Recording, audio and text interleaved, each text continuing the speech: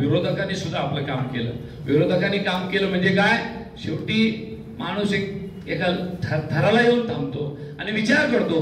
गेली 25 वर्ष झाले आपण सातत्याने या माणसाला देतोय, किंबहुना एखाद्या पक्षाच्या उमेदवाराला देतोय आणि त्या माणसाची आपल्याकडे पाहण्याची सुद्धा इच्छा नाहीये. आणि त्यावेळेला विरोधक सुद्धा, मग हेमंत साहेब इथंच नाही, जवळजवळ जालना लोकसभा मतदारसंघात 6च्या 6 विधानसभा मतदारसंघामध्ये भारतीय जनता पक्षाच्या लोकांनी, मी आता इथं मुद्दाम उल्लेख करून सांगतो की त्यांना सुद्धा काही पर्वा नव्हती त्यांच्या उमेदवाराची, असं मला जाणवलं प्रचार करत असताना. कारण मतदानाच्या दिवशी सुद्धा ती प्रक्रिया मला जाणवली. एक तुमचा भोकरदन मतदारसंघ सोडला तर बाकी सगळ्या मतदारसंघात जितके आपले कार्यकर्ते त्या बूथवर किंबहुना काम करायला वाढत होते तेवढे त्यांचे मला दिसले नाही.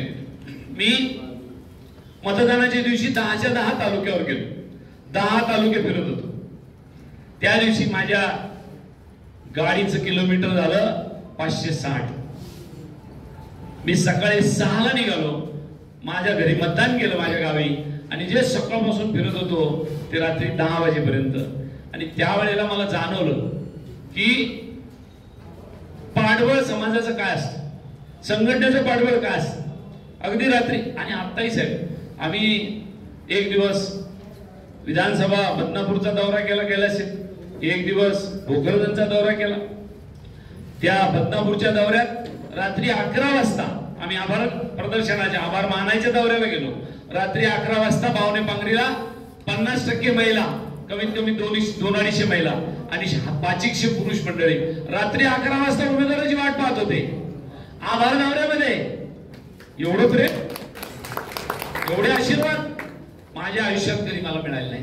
आणि म्हणून मी आपले आभार मानावे तेवढे थोडे, धन्यवाद द्यावे तेवढे थोडे, परंतु मी फक्त धन्यवाद आणि आभार मानून आज जालन्यातून जाणार नाही, किंबहुना आपल्या ऋणात राहू इच्छितो. येणाऱ्या काळात जर आपण परवा निकाल आपल्या बाजूने लागला तर 5 वर्ष आपल्या ऋणातली उतराई कशी करत राहता येईल याची निश्चितपणाने आपल्यासमोर राहील. बोलण्यासारखं खूप आहे, परंतु आज भाषण करण्याचा पुन्हा प्रसंग नाही. परत एकदा आपल्या सगळ्यांना धन्यवाद देऊन मी थांबतो.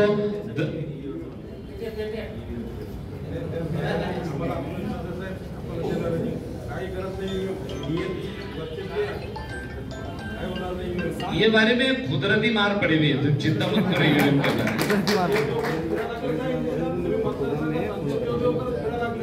तुम्ही काळजी करू नका ईव्हीएमच्या बाबतीत, जरी तुमच्या मनात काही शंका असेल तरी, कारण तिथं कलेक्टर महोदय, एसपी महोदय इतके पारदर्शीपणाने काम करताय.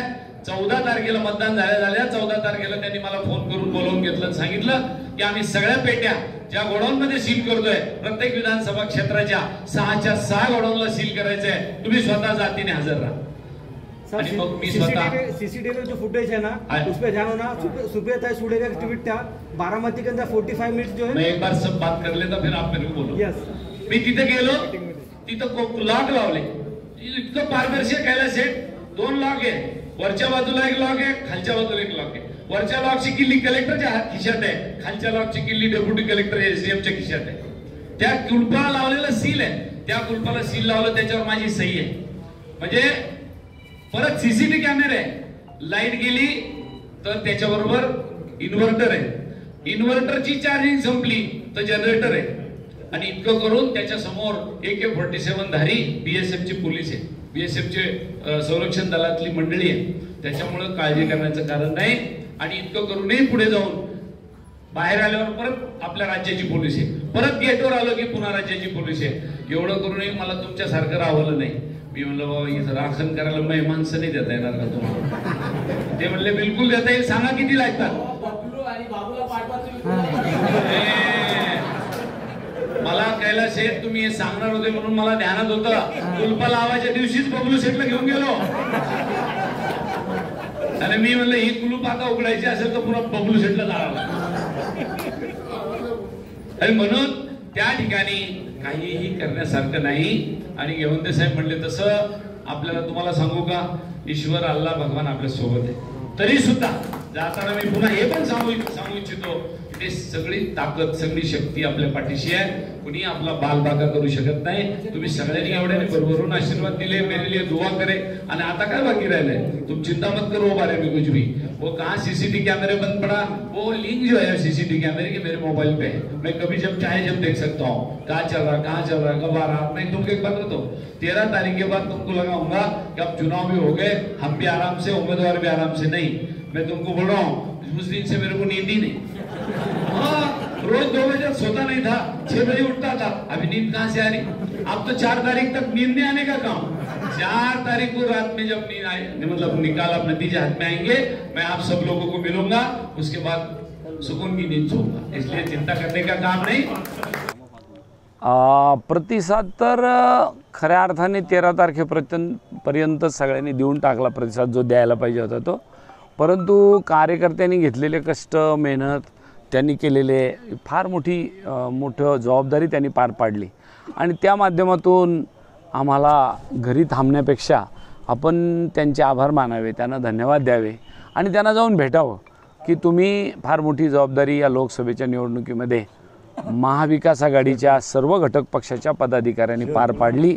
त्याबद्दल मी त्यांना धन्यवाद द्यायला, त्यांचे आभार मानायला या खऱ्या अर्थाने या ठिकाणी दौरा करायला आलो. आणि म्हणून या दौऱ्यामध्ये एका विधानसभा क्षेत्राकरता पूर्ण 1 दिवस आम्ही या ठिकाणी फिरलो. सगळ्या विधानसभा क्षेत्रामध्ये प्रचंड अशी तुडुंब गर्दी. त्या प्रत्येक ज्या ठिकाणी आम्ही याच्या बैठका लावल्या होत्या आभार प्रदर्शनाचा किंबहुना त्यांना धन्यवाद देण्याच्या, तिथं फार मोठा प्रतिसाद, उत्साह कार्यकर्त्यामध्ये होत होता. आणि कार्यकर्ते व्यक्त होत होते की आमच्या गावामध्ये इतकी लीड मिळेल, आमच्या गावामध्ये एवढी लीड मिळेल आणि मला शुभेच्छा देत होते. काही लोक ॲडव्हान्समध्ये अभिनंदनही करत होते. त्या सगळ्यांना मी इतकंच म्हणेल की मला आपल्या सगळ्यांचे आभार मानणं, धन्यवाद देणं यापेक्षा मी त्यांच्या ऋणात राहू इच्छितो आणि भविष्यात त्यांच्या ऋणातून उतराई होण्याचा प्रयत्न करेल. धन्यवाद. सर, 13 तारखेला उत्स्फूर्तपणे मतदान झालेलं आहे. 4 तारखेला निकाल लागणार आहे. काय संभाव्य निकाल होऊ शकतो? निकाल मी पहिल्या दिवसापासून आपल्याला सांगतो, 100% निकाल हा महाविकास आघाडीच्या बाजूनेच आहे. त्याच्यामुळे काय काळजी करण्याचं कारण नाही. एवढा प्रतिसाद मतदारांनी आणि कार्यकर्त्यांनी इंडिया विकास आघाडीच्या सर्व घटक पक्षांनी मला दिलेला आहे. त्याच्यामुळे मला त्याच्यामध्ये काही शंका नाही. मतदारांची जी काही टक्केवारी वाढलेली याचा नक्कीच फायदा होईल आपल्याला असं वाटतं?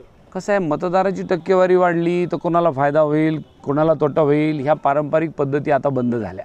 आणि एकेकाळी 10 लाख मतदान होतं, यावेळेला आता जवळजवळ 19-20 लाख मतदान आहे. त्याच्यामुळे स्वाभाविकच यावेळेला लोकशाही, परमपूज्य डॉक्टर बाबासाहेब आंबेडकरांनी दिलेली घटना जिवंत राहावी, या देशात लोकशाही जिवंत राहावी, याच्यामध्ये समाजाने उत्स्फूर्त प्रतिसाद या मतदानाला दिला आहे, सर्व समाजाने. आणि त्याच्यामुळं मतदानाचा टक्का वाढला आहे. बाकी टक्का वाढल्याचा फायदा आणि तोटा नाही. टक्का वाढला आणि घटला याचा फरक नाही, परंतु जनतेने ही लोकशाही जिवंत होण्यासाठी स्वतःहून घरातून निघून प्रखर उन्हामध्ये मतदान केलं आहे. त्याच्यामुळे यावेळेला लोकशाही टिकावी याच बाजूने, महाविकास आघाडीच्या बाजूने मतदान होईल याची मला खात्री आहे. आता सध्या बाजारामध्ये तुमच्या नावाचं फार मोठं अफवांचं पीक आलेलं आहे, काय सांगाल तुम्ही? काय अफवा आहे मला सांगा, मग मी सांगेल त्याचं पीक. अफवा काय आहे ते मला माहीतच नाही.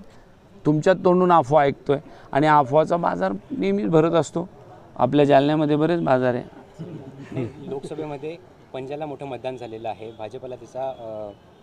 भाजपचा पराभव होणार आहे अशा प्रकारची चर्चा जालन्याच्या लोकसभेत पाहायला मिळत आहे. त्यामुळे यावर काय सांगणार? पंजाला मतदान झालं आहे आणि यावेळेला महाविकास आघाडीचा उमेदवार निवडून येईल असं प्रत्येक माणूस म्हणतो आहे. ही गोष्ट खरी आहे. त्याचं कारण असं, तो आता मतदानानंतर व्यक्त होतो आहे. तुम्हारे तरफ क्या चला, तुम्हारे तरफ काय चाल, तुमच्याकडे काय झालं, तुमच्याकडे काय झालं. जेव्हा सगळ्या भागात पंजा चालला किंवा महाविकास आघाडीच्या उमेदवाराला मतदान मोठ्या प्रमाणात झालं, याची जेव्हा कुणकुण सगळ्याला लागली, तेव्हा लोकांनी मत बनवून टाकलं की या 4 तारखेला निकाल 100% कल्याण काळे निवडून येण्याचाच आहे. अशा पद्धतीची वार्ता लोक एकमेकामध्ये देत आहे आणि आता तुमच्याकडूनही मला मिळाली. धन्यवाद.